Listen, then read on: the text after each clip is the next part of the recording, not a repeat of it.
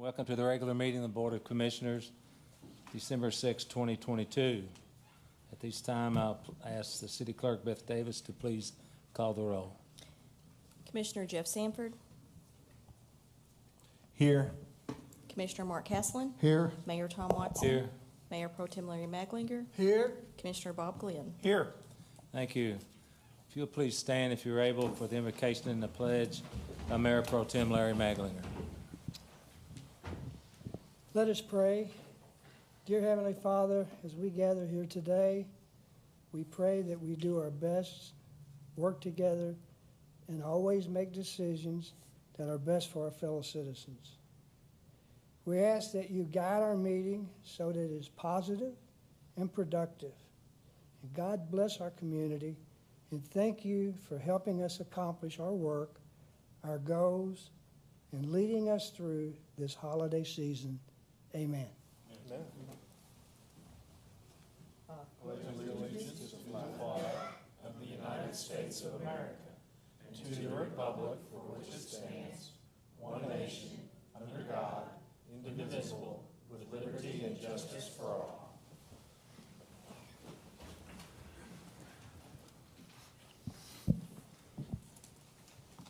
Thank you. Item 4A, consider approval of minutes dated November 15, 2022. I'll make a motion to approve. Could I have a second, please? Second. Thank you. Any discussion, deletions, or additions? Hearing none, all in favor indicate by saying aye. Aye. All opposed? Motion carries. Thank you. At this time, I'd like for you to consider these board appointments, please. Owensboro Metropolitan Board of Adjustment. Reappoint Tori Thompson and Andrew Howard to a 4-year term effective January the 1st, 2023. The Owensboro Metropolitan Planning Commission appoints Charlotte Wells to a 4-year term effective January the 1st, 2023. Grad Regional Transportation Committee, reappoint Kevin Culligan to a 1-year term effective January the 1st, 2023.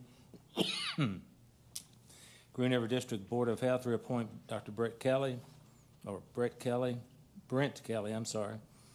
a 2-year term effective January the 1st, 2023. Owensboro Human Relations Commission, appoint Charles Mountjoy to fill the remainder of an unexpired term, which ends December 31st, 2023, replaces Timothy Collier. Walk of Fame Advisory Board, reappoint John Iricane to a 3-year term effective December the 15th. And the City Utility Commission, reappoint Tony Cecil and Paul Martin to a 3-year term effective January the 1st, 2023. I'll make a motion to approve these appointments. Could I have a second, please? Second. Any discussion? Hearing none, all in favor indicate by saying aye. Aye. All opposed, motion carries. Thank you. Item 5 on the agenda, ordinances. Ms. Davis. This will be a roll call vote. Ordinance 27-2022, an ordinance revising the City of Owensboro Employee Handbook, Chapter 1000, Subchapter 1004, pay chart entitled Professional Technical, thereby adding the position of Collection Specialist and removing the position of Assistant Occupational Tax Administrator.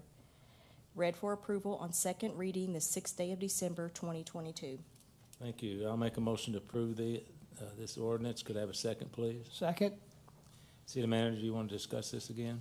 Not necessarily, Mayor. I did brief the commission at the last meeting. Unless you have any questions, I think we're ready to proceed. Any questions from the dais? Hearing none, roll call. Ms. Davis? Commissioner Sanford, Yes. Commissioner Caslen, Yes. Mayor Watson, Yes. Mayor Pro Tem Maglinger, Yes. Commissioner Glenn. Yes. Thank you.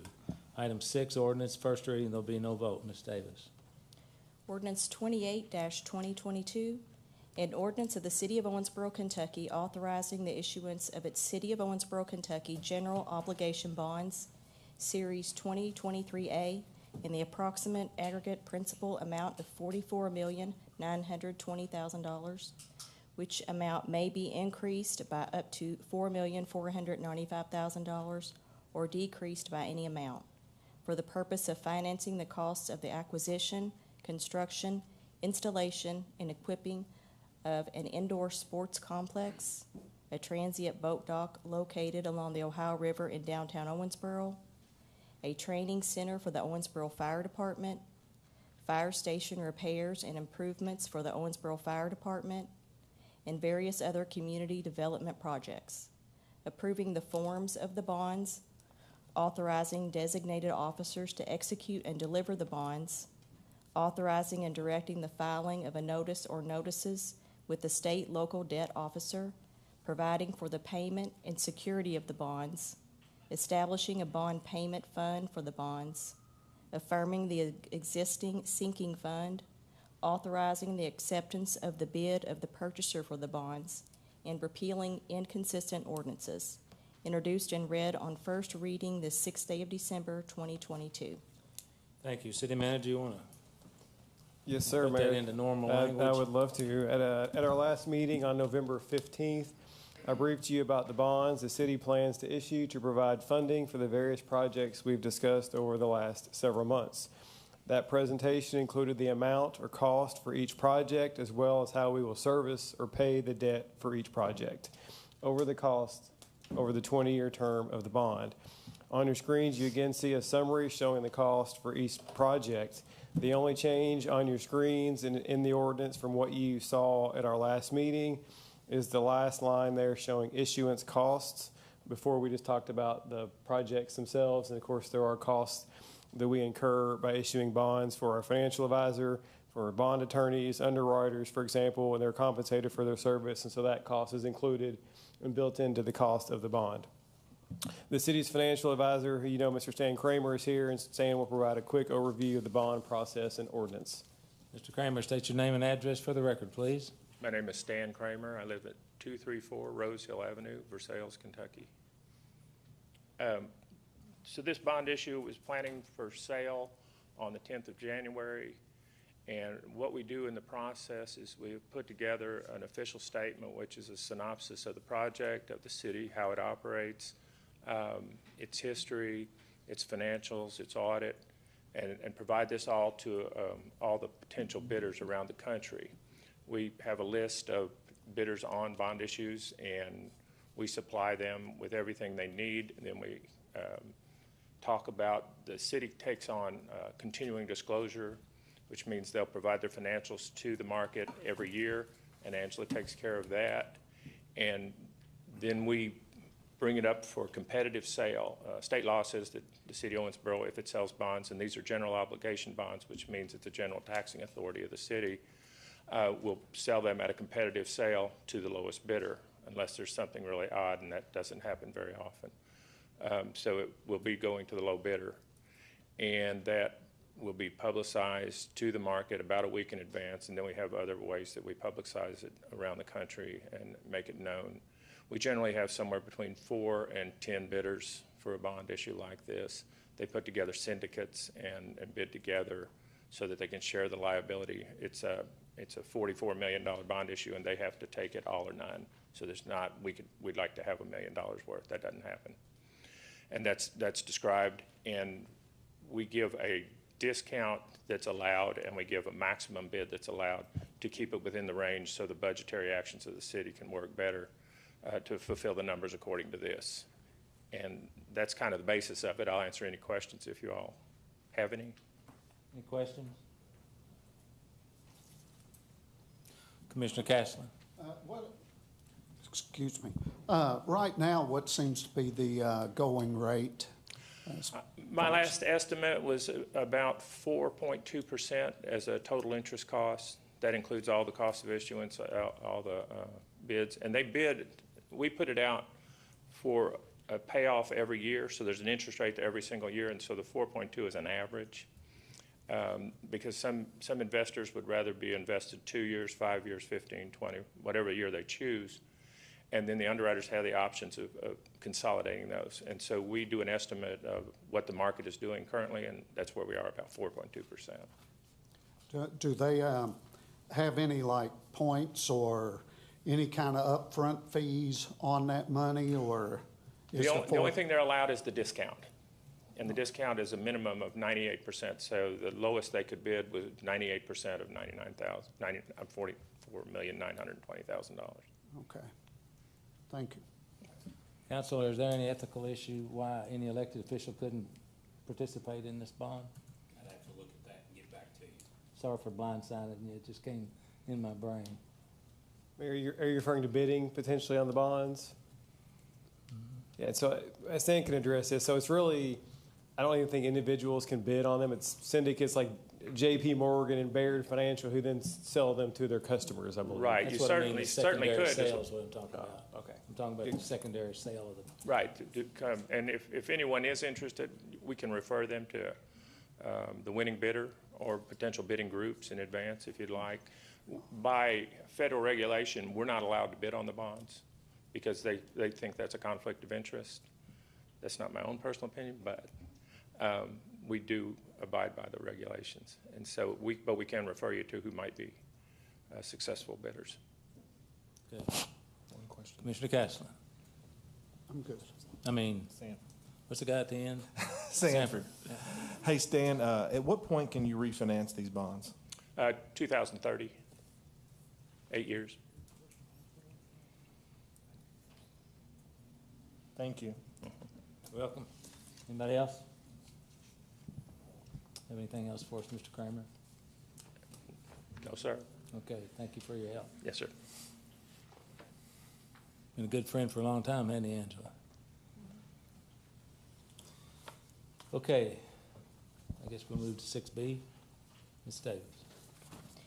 Ordinance 29-2022, an ordinance amending the annual budget for the fiscal year beginning July 1, 2022, and ending June 30, 2023, and amending Ordinance 8-2022 to provide for bond issuance and related projects, updated infrastructure and servers for 911 telephone system, various other items needed for police department, and corrections to CDBG and home funds. Introduced and read on first reading the 6th day of December, 2022. Thank you. City Manager, please. Yes, thank you, Mayor. This is first reading of a budget amendment ordinance. The amendment primarily accounts for the receipt and expenditure of proceeds from the bond ordinance that we just discussed. Of course, like any project, we have to have the funding approved before we can expend funds for the project. And so this ordinance does just that. Projects are budgeted at the amount shown in the screen during the last item and was presented during the November 15th meeting. In addition to the projects, the amendment includes server replacement for central dispatch, which is funded by surplus dispatch funds, so no new revenue is needed. For the police department, software and various canine-related expenses are funded from restricted drug funds as well. And then finally, the amendment incorporates an accidental omission from the previous carryover budget amendment. I may have a question about the item on the other screen. Am I out of order as from the last time? Good. Do you have to come back in front of the board to spend any of that money? It says various projects, or do you just decide and do that? It says three. Yeah, we'll discuss that in more detail and greater. So it's essentially, as we talked about at the last meeting, we'll have costs for the future fire projects that we've planned, but those are subject to future discussions and approvals. But essentially that we anticipate having costs for architects and engineers as we look at the future fire projects that we've discussed. I don't remember you talking about it last meeting. I didn't know that number. Okay, anybody else? Okay. Item 6C, Ms. Davis. Ordinance 30-2022, an ordinance closing the alley right-of-way between 1410 West Fifth Street and properties from 1508 to 1438 West Fifth Street in the city of Owensboro, Kentucky. Introduced and read on first reading the 6th day of December, 2022. Thank you, Mr. City Manager. Thank you, Mayor. This is first reading of an ordinance closing a platted alley south of Fifth Street. No, excuse me, I made an error on my south of Fifth Street. You can see in your screens in front of you the area in red is the area that we would close. The 4 parcels immediately to the north there on Fifth Street are the parcels that we purchased a couple of months ago. And then, of course, immediately to the south is our Public Works complex. So we would incorporate the properties that we purchased into our Public Works property. Doing so would necessitate closing the alley in between. That is a platted alley, or a paper alley as we call it. So it exists on a plat on paper, but it does not exist as any asphalt or anything that's used. And so all the contiguous property owners, which are primarily the city, have consented to this alley closure. Thank you. Anybody have any questions? Hearing none. Thank you. Ms. Davis, 7A. Yes. Municipal Order 46-2022, a municipal order approving a 5% cost of living increase for all eligible pension annuitants under the closed City Employees Pension Fund. Read for approval on one reading the 6th day of December, 2022. I'll make a motion to approve this municipal order. Could I have a second, please? Second. City manager, would like to discuss this? This municipal order authorizes a 5% cost of living adjustment for pensioners of the closed city employee pension plan. This is a closed legacy retirement plan and not the county employee retirement system in which our current and recently retired employees participate. The 5% COLA was recommended by the board of the plan at their meeting last month. Last year, a 5.9% adjustment was provided. This plan currently has 13 active remaining members. The plan is financially sound, meaning that the pensions provided to the members come from investments in the plan. Okay. Anybody else? Hearing none, all in favor indicate by saying aye. Aye. All opposed, motion carries. Thank you. Item 7B, Ms. Davis. Municipal Order 47-2022, a municipal order approving a 5% cost of living increase for eligible annuitants of the Owensboro Police and Firefighters Retirement Fund, closed. Read for approval on one reading the 6th day of December, 2022. Thank you. I'll make a motion to approve. Could I have a second, please? Second. Thank you, city manager. Like the last item, this municipal order provides the annual cost of living increase for a closed legacy plan. This item, however, is for the closed police and fire pension plan. It also provides a 5% cost of living adjustment for members. This closed plan has no assets, so the city funds the cost each year from the general fund. 30 members remain in the legacy police and fire pension plan. Thank you. Any questions? Hearing none, all in favor indicate by saying aye. Aye. All opposed, motion carries. Thank you. Item 7C, please. Municipal Order 48-2022, a municipal order authorizing and directing the mayor to execute a memorandum of agreement between the City of Owensboro and Davis County Fiscal Court, funding a juvenile drug and mental health court program for 4 years. Read for approval on one reading the 6th day of December, 2022. Thank you. I'll make a motion to approve this. Could I have a second, please? Second. City manager. Thank you, Mayor. In 2013, the city and county partnered to offer a juvenile drug court program in our community. The agreement was subsequently renewed in 2015 and 2018 to continue the program. This municipal order authorizes a new 4-year agreement for a juvenile drug court and adds a mental health component to the program. The county attorney's office administers juvenile drug court, and county attorney Claude Porter is here to provide an update. Mr. Porter, please. Yes, Mayor, Commissioners, thank you. Claude Porter, I'm county attorney for the next 25 days or so. Oh, who's counting? I'm just here to answer questions. What we've done is determined, partly with a meeting with some of your folks, some of the state representatives, including DJ Johnson, that there's a need for particularly juvenile mental health treatment. And we related that to our drug court program and are hopeful that we can provide additional services through the drug court program, including mental health, because there are often co-occurring disorders with drug and substance use will often have a mental health component. We think this will deal with that, or at least some of that, and hope we can reduce some of those juveniles that I know you all have seen around in places that they shouldn't be. Now, it won't deal with all of them. It will just deal with the ones who have these problems and issues. Okay, any questions? Commissioner Cashland? Mr. Porter, where will these juveniles be getting their mental Well, health? we have a couple of programs that we use now, different ones, and providers. We will ask other additional providers if they will be willing to provide that service as well. In any of the programs who provide, we use Medicaid. Most of them are on Medicaid, so anyone who will take Medicaid payments will be eligible to provide services to these young folks. Is it typically local? Yes, they're all, I don't know that we have any that are, we use River Valley, we use Council Connections, we use a number of different providers throughout the county. Good. And all of them are local. Okay, thank you. That was my next question. They're all Davis County residents. They're all Davis County providers. Commissioner Glenn. Yes, so is there, I know with most medical payment policies like Medicaid, Claude, there's a limit. How, is there a cap on how many days they get treatment, or a year? There are some, but partly what this program does is allow us to pay those and pick up those either co-pays or the ones who don't have medical cards or don't qualify for Medicare or Medicaid.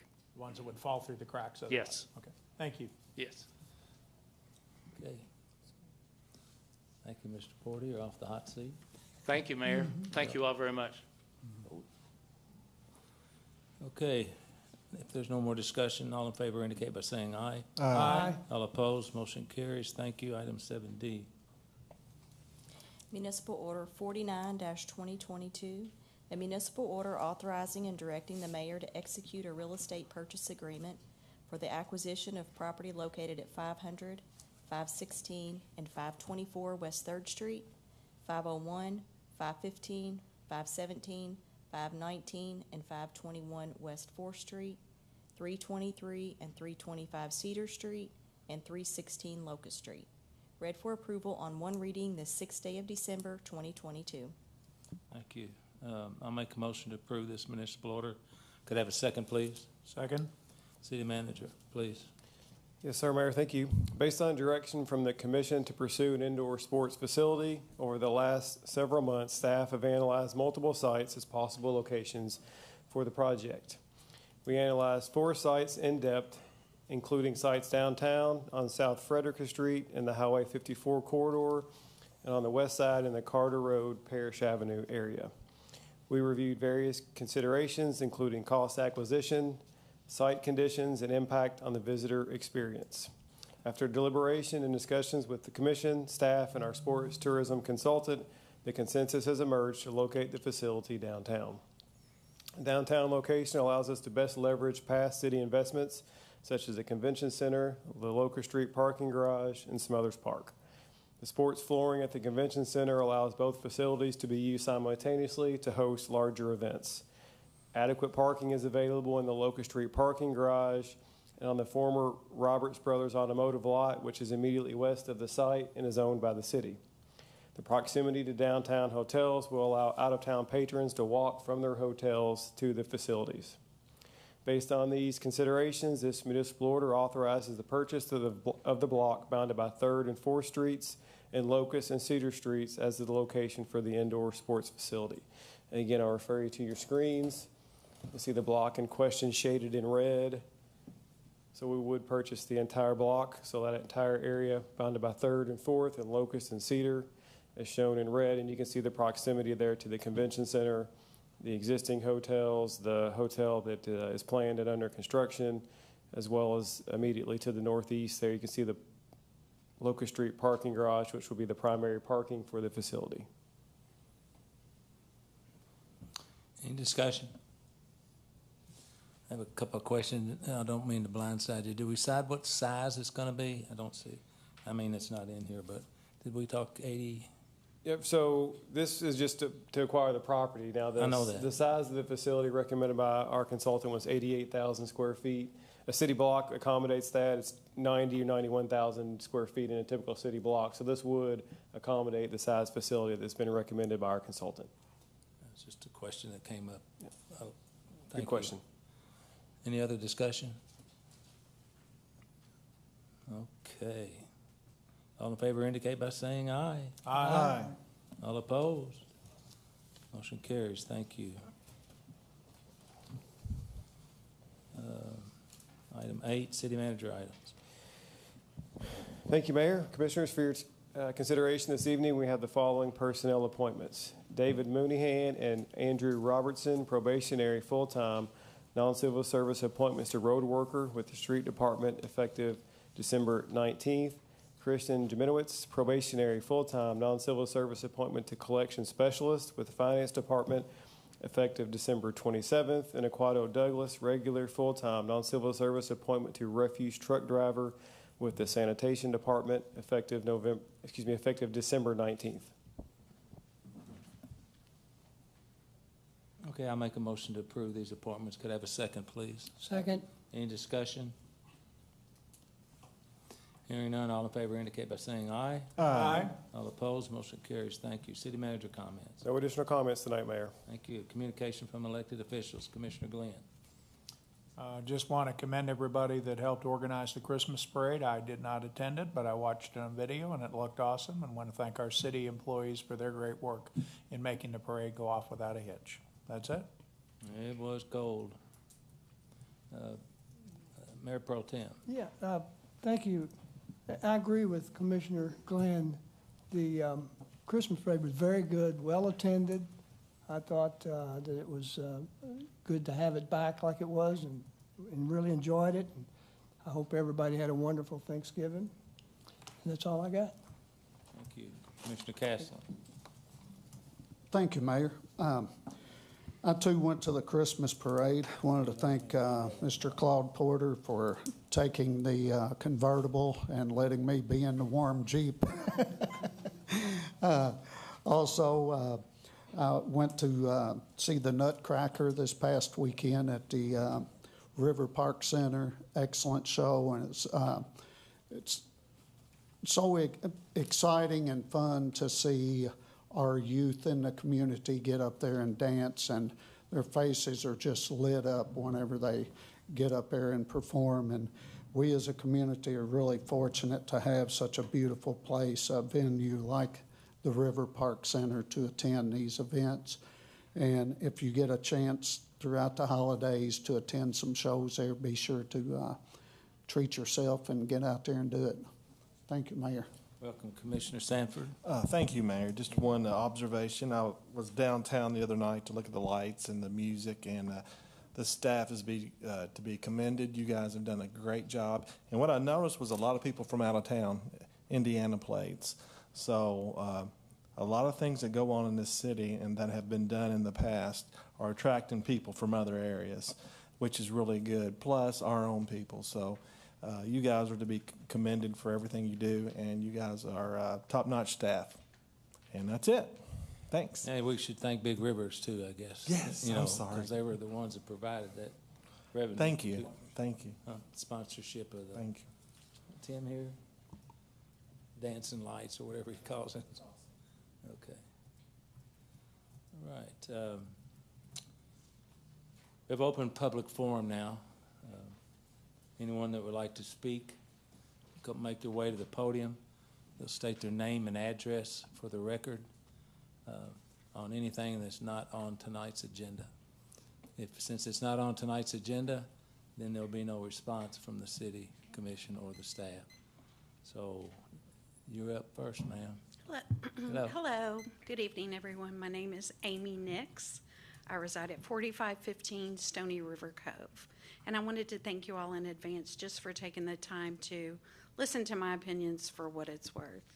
I realize that we do have some new commissioners and our electorate is turning over, so I just wanted to share my opinion on the numerous spending issues that I think have been underway here in Owensboro that are requiring taxpayer funds and increases in taxes on Airbnb hosts and other things that affect me personally and professionally. The initial investment for each of these projects is obviously just the beginning of the project. I think we need to be a little bit more long-term in our thinking. When you factor in long-term maintenance, operations, expenditures of millions of tax dollars, I think we're starting to look more like developers and less like a conservative municipality. Owensboro is not a wealthy city. We don't have a lot of excess funds for discretionary projects.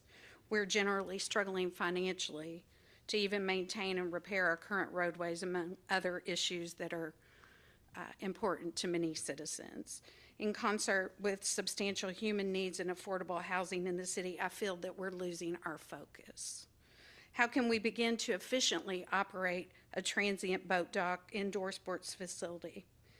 We need to return to a limited scope of government with infrastructure and large projects and leave the development to the developers. If these things were physically, financially resourceful, developers would be doing them, not the city. I do feel that I do not believe that the city should continue to purchase land, develop, and spend taxpayer funds, which should be left to private enterprise. Please consider this fiscally conservative opinion of many Owensboro residents during your future voting sessions. Thank you. Anyone else?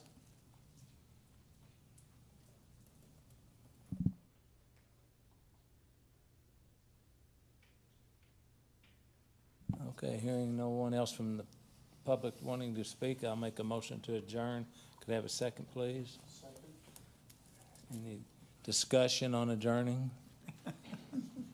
Hearing none, all in favor indicate by saying aye. Aye. All opposed, we are adjourned.